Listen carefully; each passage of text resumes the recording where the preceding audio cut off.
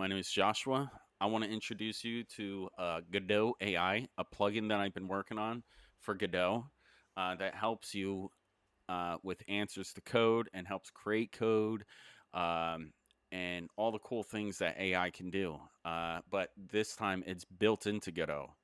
So here, when you first load the plugin, you'll have this login, which is your email and password. If you don't have an account, you just click the register instead, and you have all the registration information here. But I already have an account, so what I'm going to do is I'm just going to log in from here. After that, what we're going to do is on the top left, we're going to look at the AI models that are available. You can see them all here listed. Um, just to tell you, this is a work in progress. So um, a lot more AI models might be available in the future. If you have ideas, just let me know. But we're going to work with Gemini 2.0 Flash. And then over here, we're going to create a new conversation. And we're going to name this test. Okay. When you first create a conversation, it's going to scan your project files and send all that information to the AI. For the reason of this is so the AI knows your code and be able to modify it if you need to.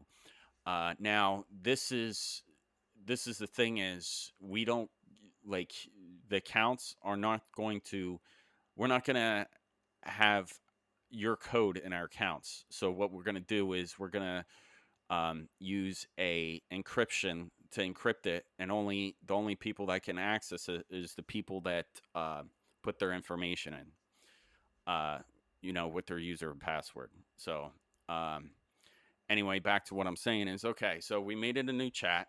It greeted us with, "Hello, I'm your Godot developer assistant. How may I help you?"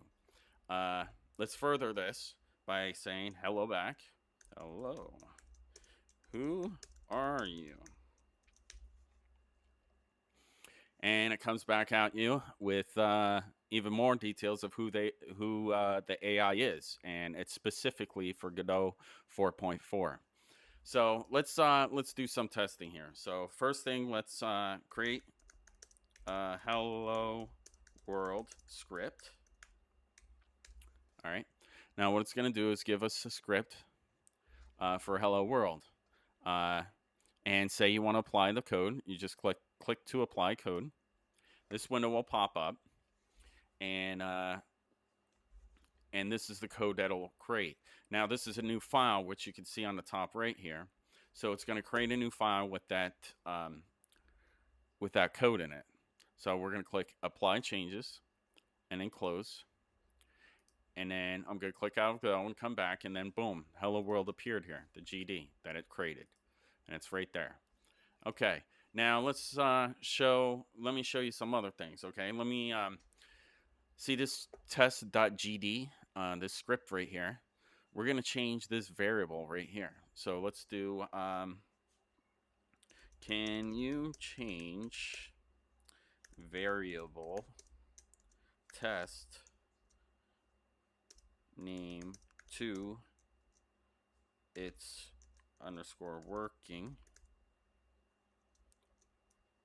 inside test.gd. I press enter.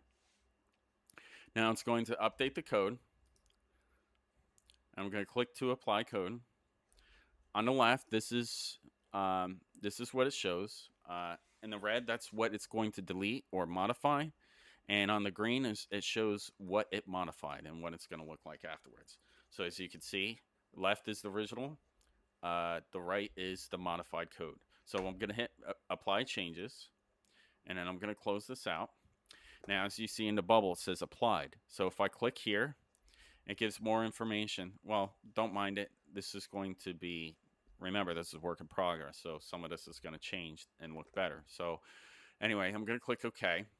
And as you can see, it doesn't change yet. But if I click out and then click back in, I get this pop up here. I'm going to reload from disk, and boom, it changed it. Now, what about adding a variable? Okay, so let's say now add a variable and hello, hello, oops, hello, and inside will be a string.